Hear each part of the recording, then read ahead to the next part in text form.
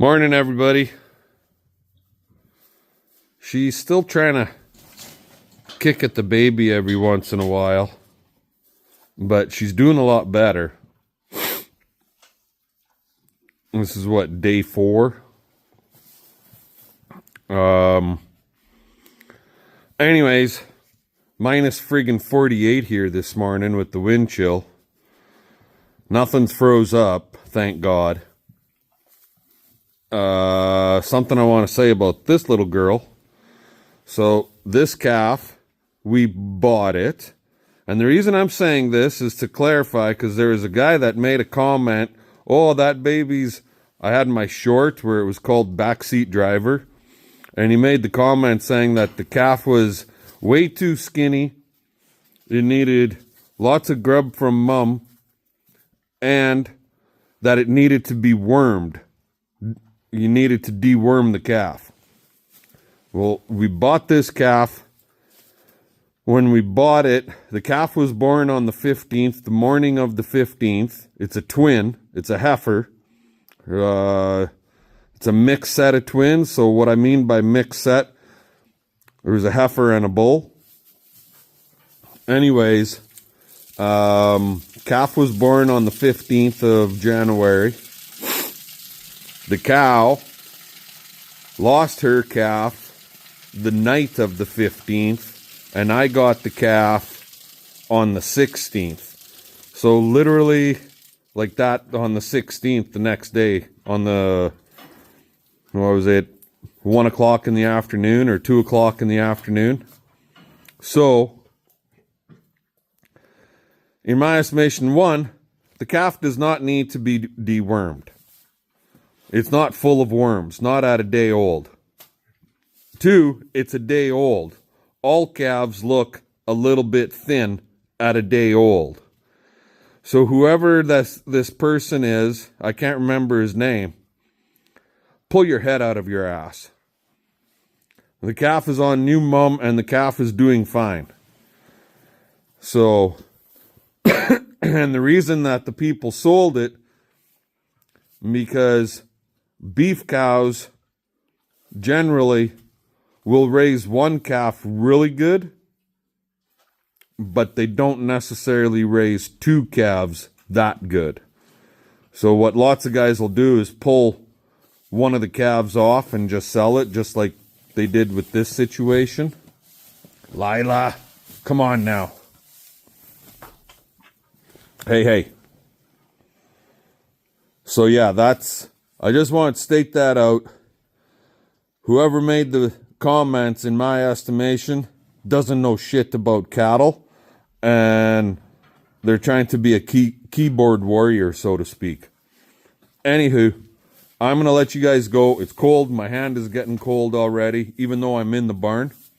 We got lots of choring to do here today, so we'll bring you back a little bit later. There. So, they didn't need a bale like the bulls and these 6 cows.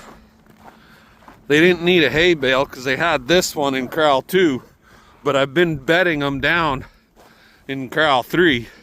They just got 3/4 of a bale straw in there. The calves, yearling replacements, they got a bale straw.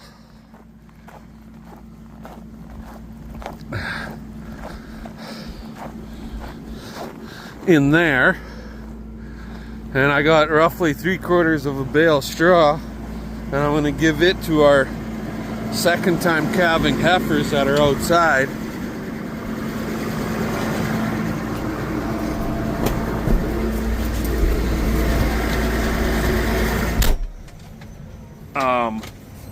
They're back over there with the wood heated water tank.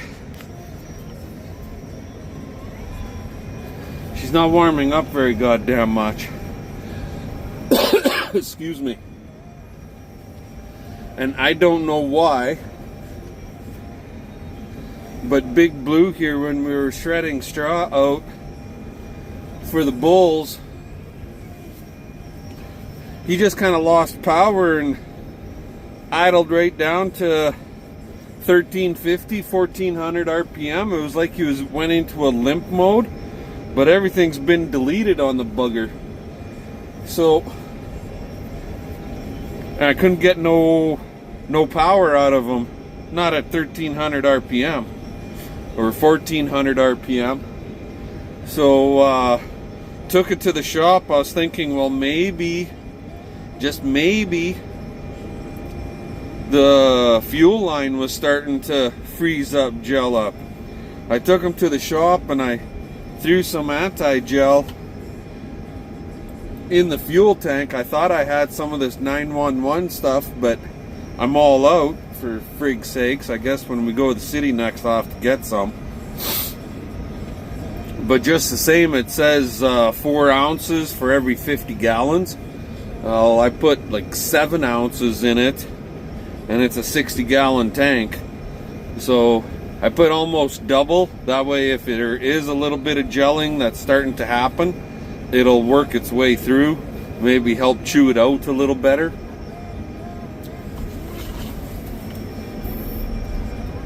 Is my thoughts, anyways. So now I had it shut off. I kind of brushed the rads out, and it seems to be working okay now.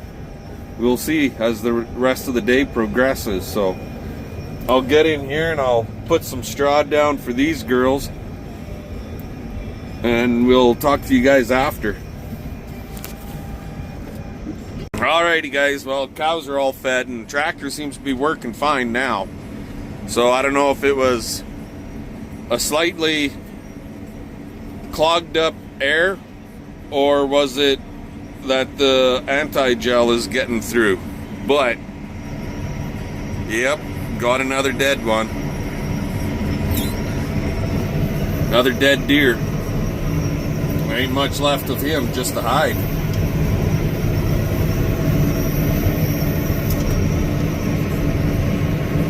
So I'll scoop him up and get him off the driveway.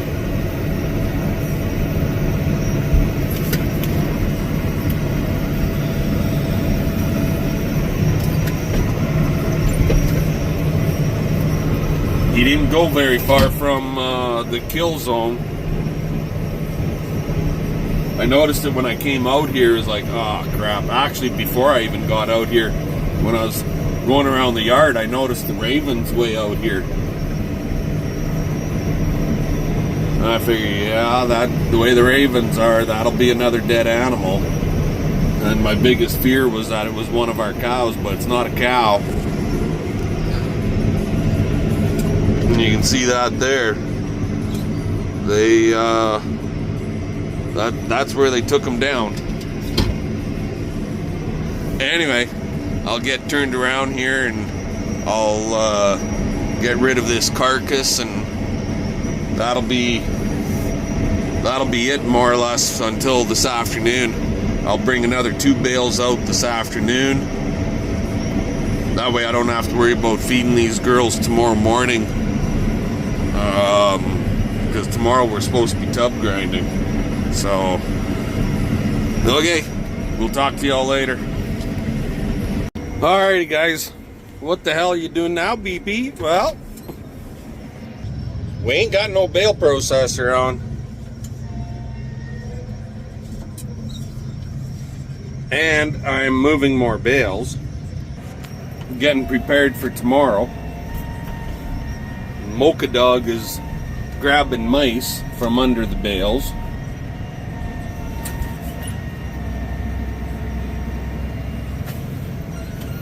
She caught a couple already. Come on, back up. Oh, nothing in that one. She's looking.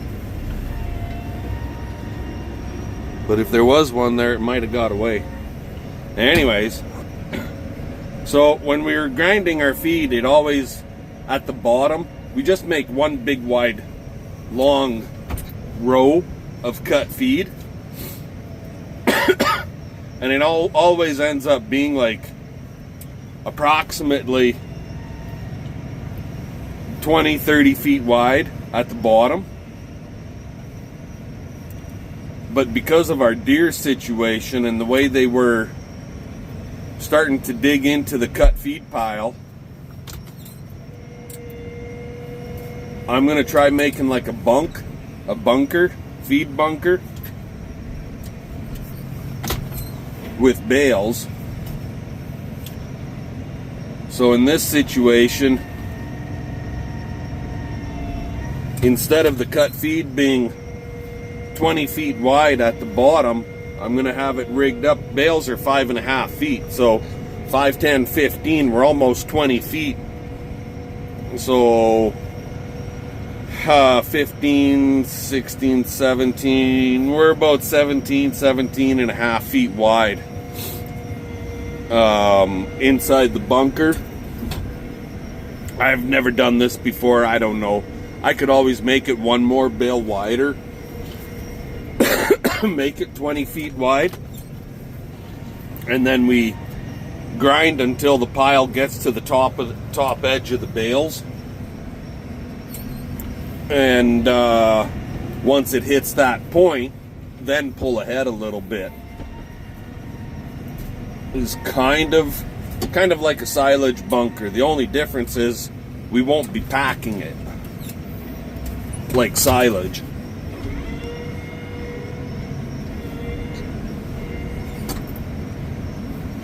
This one's got a bunch of straw on it, or snow, I mean.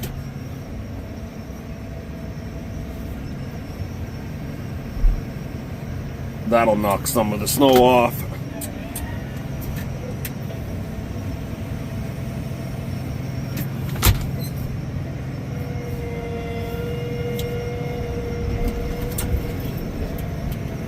Anyway, I'll get a few more bales moved and then I'll show you guys what it's gonna look like. Talk to you later. Alrighty guys, so on this side I've got it 10 bales long. There's 10 bales on that side. I got, what is there, 4, basically 3.5-ish bales wide, which would give me all of 20 feet. And then on this side here, I got 5 bales right now, because my plan is to load the machine from the west side. Now, why am I making it at an angle? And we got this little knoll. The truck is gonna have to back down. I hope this is not gonna be a problem. There's a little bit of a knoll, literally right directly in front of the tractor. So I hope he's gonna be able to crawl up that knoll when we go to pull ahead. But anyway, why am I building it at an angle like this? Basically because of wind. The wind tomorrow is supposed to be west-southwest to start first thing in the morning, and then shifting to straight west, and then by 3 o'clock in the afternoon be northwest. So this thing is northwest right now, so it would be blowing the feed directly on top of the truck. But if we start in the morning, then it's blowing the feed kind of away from the truck, so to speak. And as the day progresses, the wind is going to change. That's what the weatherman is saying, so that's all I can go by. So I hope this is going to work out okay. You'll be able to see it better come morning once we get rocking and rolling. But the whole idea here is to close 3 sides of my feed pile in so that the deer can only attack the end that I'm pulling the feed out from. That's the whole idea. Anyway, I guess with that being said, I'll see you guys tomorrow. Alrighty, how's it going today, guys? It is, what the hell day is it? Tuesday? The 21st of January, something like that. So, I think, I don't even remember what day it is anymore. I really don't know. I can't answer the question. Yeah, I believe it's Tuesday the 21st. It is, this morning at 7 o'clock, it was minus 15. So we went from minus 38 yesterday morning with minus 48 wind chill to minus 15 over in less than 24 hours. Crazy. Anyway, we is tub grinding, making cow chow for the first time in 2025. Oh, that was a grunt and a groan.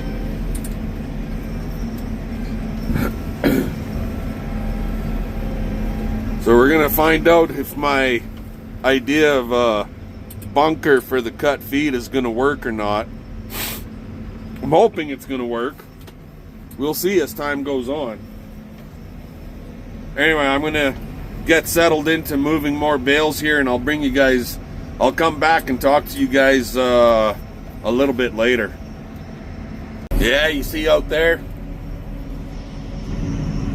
Joey's out there pushing the trail. Better yet, the trail that he had pushed from last week before it got super cold, he's cleaning it out now because it all blew in with all the wind we had through that cold snap.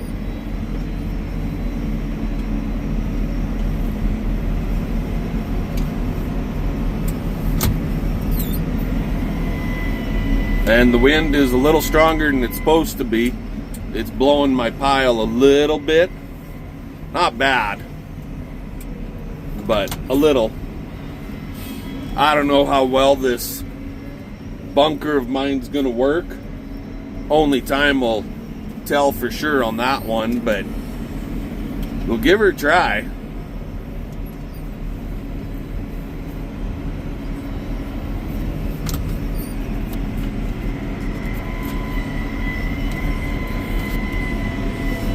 Anyway, I'm gonna keep grinding. Talk to you later.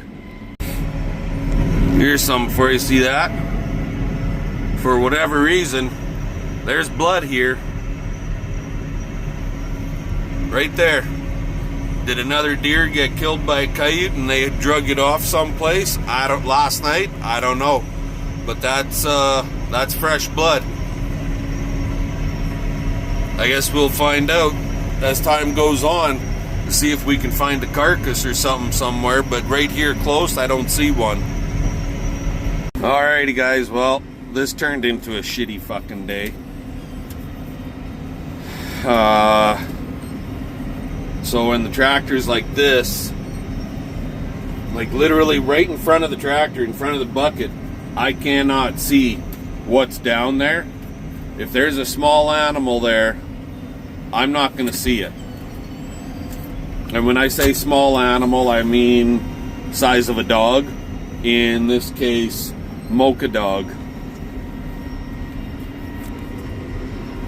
So on the front end of my bucket, I've got manure tines that stick out 12, 13 inches. Lots of you guys would have seen them in the past. They're 2-inch tine, 2-inch wide by 1 inch thick, and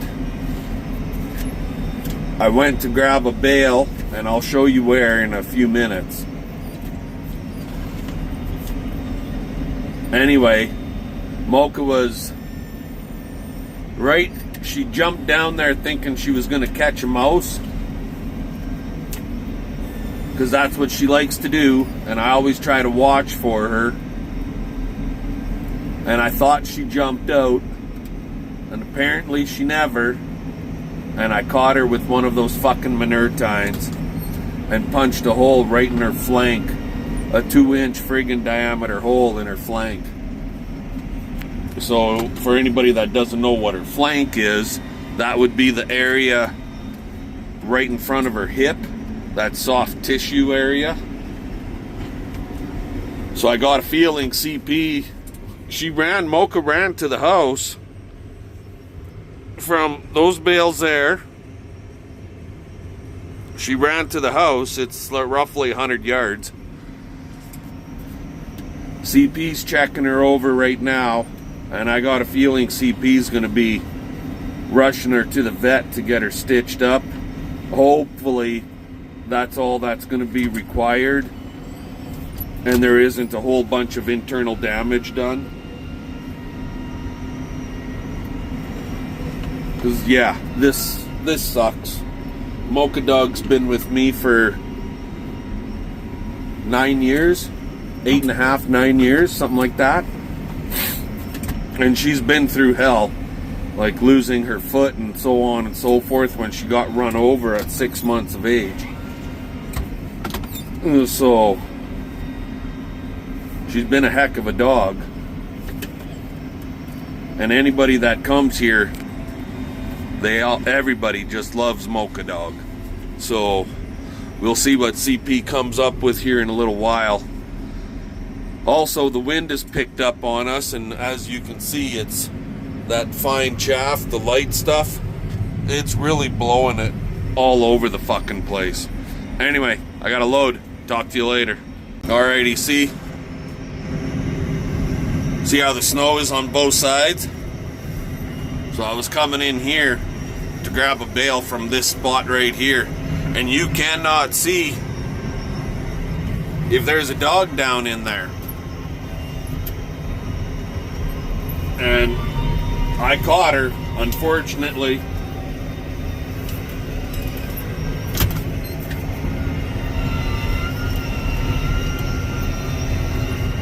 So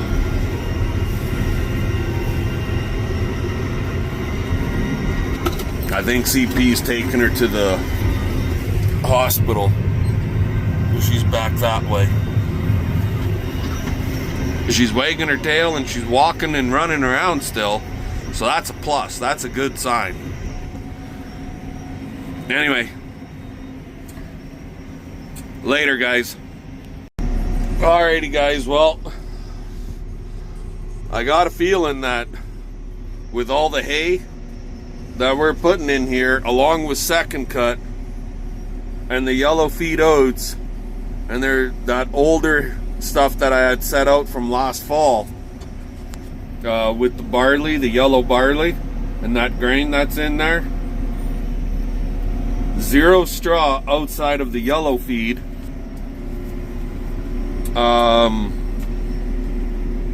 I got a feeling the cows are gonna go through this stuff like a hot knife through butter.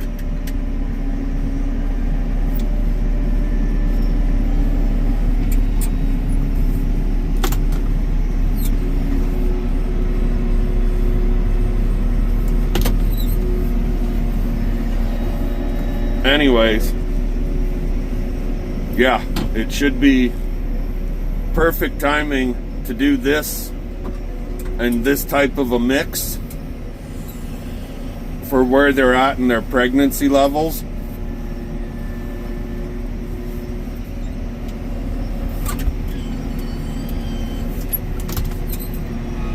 Hopefully it's not going to create problems with big monster calves.